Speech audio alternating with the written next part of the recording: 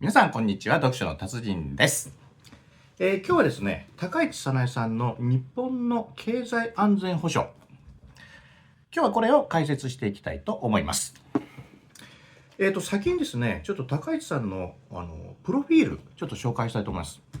この方は昭和36年3月7日生まれ、奈良県出身です。で、地元の公立中学で県立高校出てですね、で、いよいよ大学進学というふうになった時に、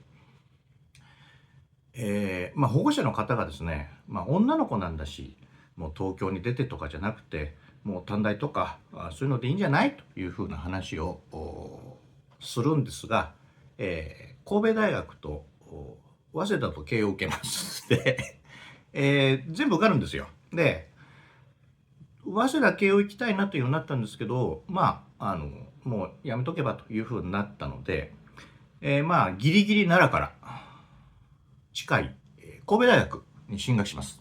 で、彼女はですね、もともとは経済の方に興味がある方だったんですよ。で、たまたま神戸大学のキャンパスで松下政経塾のチラシ受け取ります。で、じゃあちょっと聞いてみようかなというふうに、聞きに行くわけですよ。で、そこで日本のこの何年か先の未来っていうのが、いわゆる長期不況みたいなものに陥るということを聞いて愕然とするんですね。っていうのは、いい状態だったんです、それまで。日本の経済っていうのは。ですから、このまま行くって割とみんな信じてたんです。ですから、それを聞いて、これは大変だということで、そこで初めて彼女は国政に参入していこうという決意をするんですね。で、普通ですね、政治家やっていこうって思ったら、僕なんて凡人なものですから、まず市議会とか、そっちの方から行って階段上がっていこうかなって考えるんですけども、彼女はですね、そっからどこ行くかっていうと、アメリカ行くんですよ。で、松下政経塾の、経費でですね、言えば行かせてもらいますと、もう相当優秀ってことです。これはね。で、アメリカの、コングレッショナルフェローって、これはアメリカ議会の助手みたいな感じで、行くわけですよ。で、アメリカでいろんな、助手的な仕事をします。で、そこでですね、アメリカの民主党のパトリシア・シュローダーさん、女性です。で、この方は、やっぱり、アメリカの女性初の大統領を目指している人だった。結果なれなかったんですけども、で、その人に手紙で、いずれ日本の総理になりたいって手紙書いたんだって。そしたら、うちの事務所来ないって、この、パトリシア・シュローダーさんに言われて、そこを、じゃあ行ってみようかなって言って働きます。で、議員立法の調査とか分析とかする。わりかし専門性の高い仕事を手伝って、そこで、いわゆる、勉強するわけですね。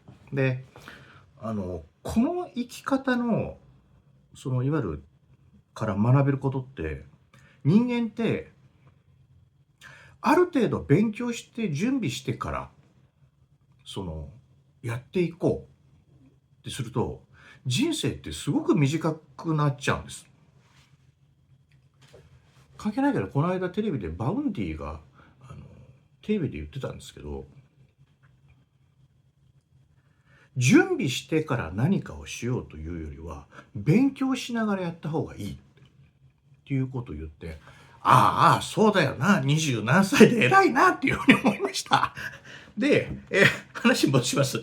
で、帰国後、1989年に、日本経済短期大学の専任教員になります。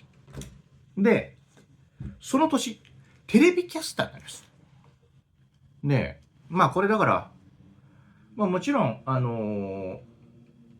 いわゆる報道の中に入っていくということで、いわゆるいろんな情報を学ぼうということと同時に、顔を売る、いずれ選挙出るので、ということもあったんでしょう。ところが、89年にね、テレビキャスター。そっから3年後の92年に、これは参議院立候補しますが、落ちます。で、無所属で出たんですよ。やっぱり公認取れなくて。で、今だったら、キャスターですって言ったら欲しがる生徒多分いるんですけども、まあ、取れなかったんだよね、公認が。で、落ちます。で、負けなくて、気持ちがだよ。気持ちがね、負けなくて、93年、次の年ですよ。90年1回落ちて、んで、90年参議院選落ちます。で、93年に今度衆議院に出て、ここで初当選します。で、この時も公認取れてなかったんですけどね。国会議員に無事になりました。93年に初当選して、そしてしばらくずっと政治家活動をやって、そして2021年、初めて2021年に自民党の総裁選に立候補しますが、この時は岸田さんに敗れます。3年後、2024年、また立候補します。で、この時は石田さんに敗れます。で、2025年、ついに内閣総理大臣になるということです。さあ、やっとこれの紹介です。日本の経済安全保障というふうに言いますと、なんだろう、まあ、これから、まあ、今の、高橋さんの掲げているものってやっぱり日本の経済をまあ強くしていこうということですけども、まあその柱としていくつかありますけど、まずはまあ新技術を作る。で、そしてもう一つはそれが守られるということです。これ見てるとね、今日本が注目してる、いわゆるなんだ、技術、いろいろあるんですけども、その中で、日本が国が動向をウォッチしていく20の技術領域っていうのを書いてます。これから、まあ、この国の経済の柱になるだろうな、という技術20を、まあ、観察していって、まあ、場合によっては助けてということ。それとプラスですよ。重要技術というものを50個見てます。でね、技術って取り合いなんですよ。すっごく。これだけさ、コンピューターとか AI とか進んでて、そんなにバンバン新しいものってもうできなくなってきた。で、そしたらみんなでお金をかけて新しい技術を作るじゃないですか。でそれをやっぱり盗まれないようにしなくちゃいけない。で、例えばじゃあサイバー攻撃受けます。技術が盗まれる。そういうことがないようにしましょう。っていうのがあるじゃないですか。で、例えばサイバー攻撃とかのニュース見るでしょ。そしたら、そんなんなんか追跡するそのソフトとか作って追っかけてって向こうになんかウイルスとか埋め込むような技術作ったらいいじゃんって思うじゃないですか。できそうじゃないですか。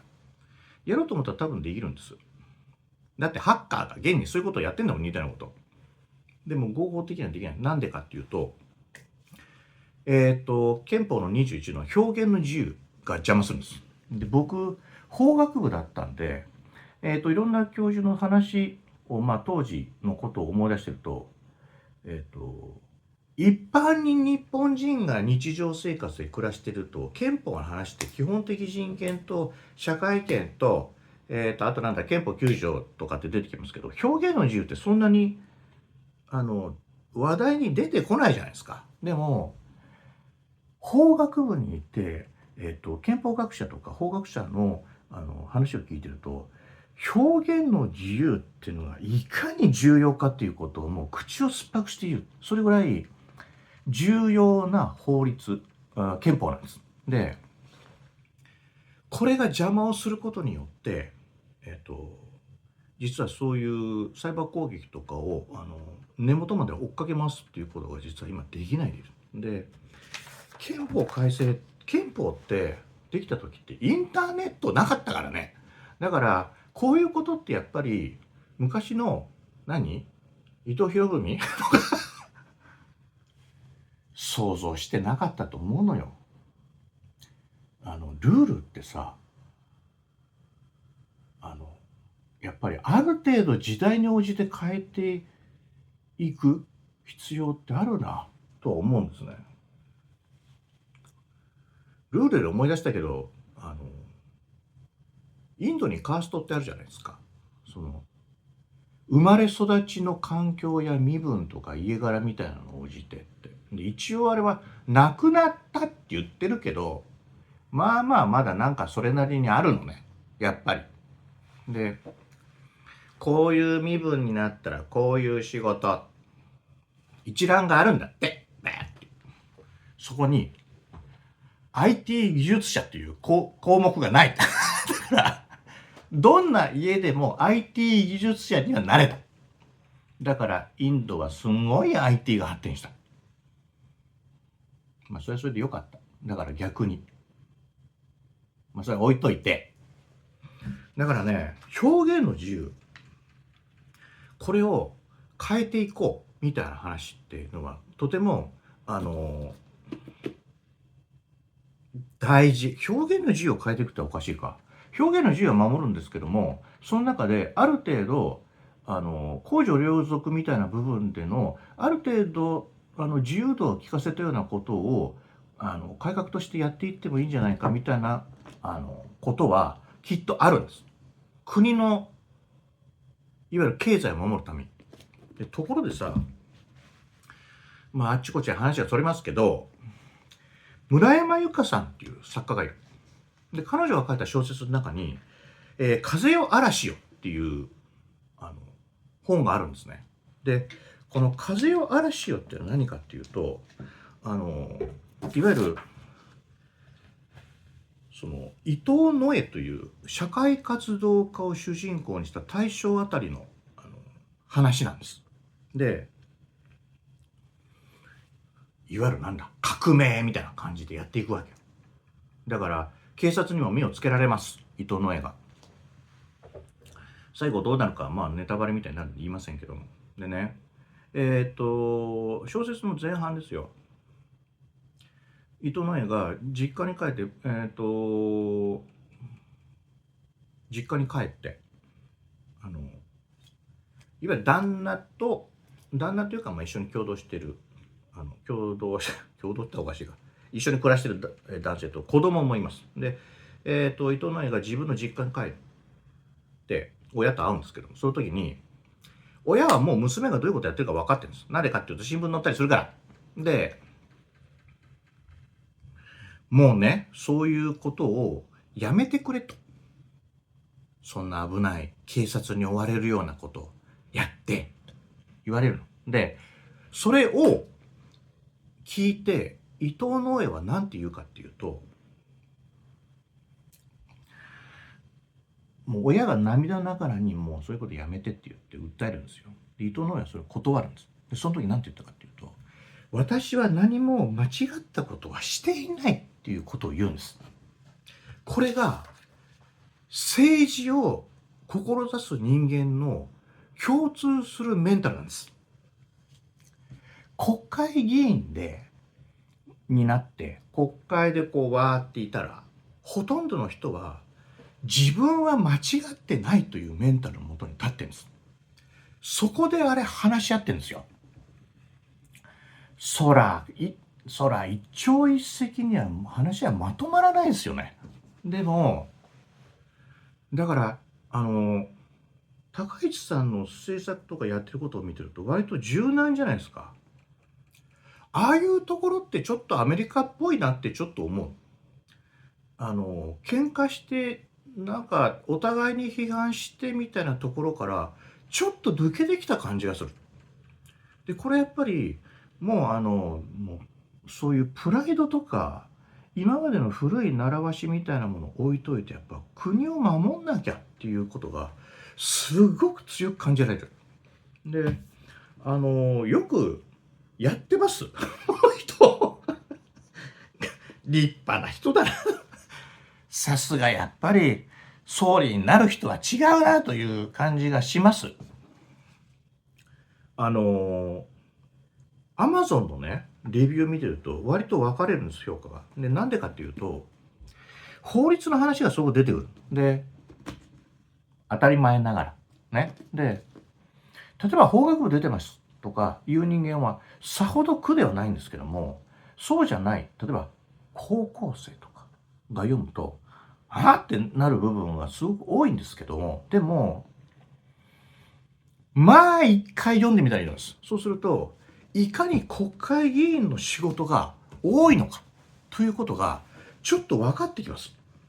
で、なんかこういうの読んで興味持っていろんな政治家の本読んだらいいと思うんですね。これいくらするんだこれ。1800円。プラス税って書いてますけど。そうするとなんだ。1980円になる。で、いろんな政治家の本読みたいなと思ったんですけど、図書館、公立図書館。うちの近所の図書館とかってあんまり置いてないのね、やっぱね。こういうのってスピード感じゃん。言うたら。図書館に置いてある本ってさ、5年も10年も前の本じゃん。そしたら、最新の情報ってやっぱり、なんだろうな、新聞とか、図書館に置いてるものでだよ。新聞とかないじゃないですか。でも、僕ね、これ読んで改めて思うんですけども、ネットの情報はいわゆるこの政治とかに関しては情報って思わない方がいいのかも。やっぱり自分でちゃんと本読んで、誰が言ってることなのかっていうことを認識した上で情報を得た方がいいと思うんです。だから、いわゆる Twitter とか YouTube とか見て、これも YouTube だけど、これ YouTube 見て、で、こういう政治家、この政治家はこうなんだなっていう情報を丸まんま受け身でこう取り込むんじゃなくて、自分でもちょっと見てみようかなっていう気持ちを一回持って政治に関わった方がいいかも。今の政治活動、特に選挙ってもう名前連呼して知名度とかでっていう感じじゃないですか。せいぜい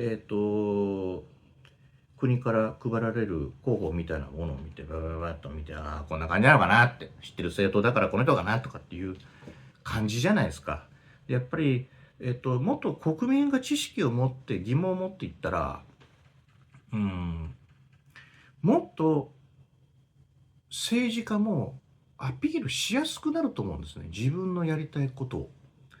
だから皆さんやっぱり本を読んで勉強して、政治家のいわゆる講演会みたいなのも聞きに行って、どの政治家がね、これやっぱり有権者としてね、どの政治家がこんなことを考えているということを一回勉強してね、日本を一緒に良くしてまいりましょうということで、高市早苗さん、国家国民を守る黄金律、日本の経済安全保障。